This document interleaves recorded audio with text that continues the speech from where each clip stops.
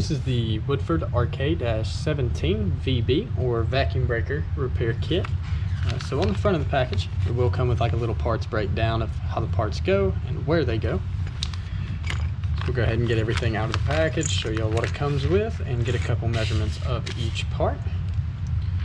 But we'll come with the vacuum breaker cap, which is plastic, as well as the vacuum breaker body and the float. Now the float should have that red or orange seal. We'll go ahead and start with the measurements of the vacuum breaker cap. We'll get a measurement across the top. See, that measures right at about 1.25 inches.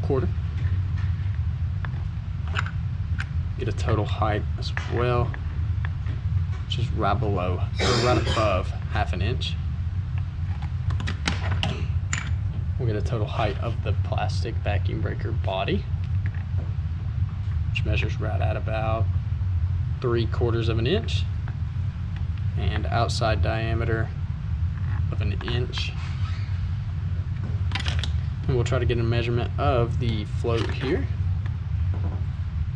and that will measure right at about above 1/2 inch as well, with the outside diameter of 1/2 inch.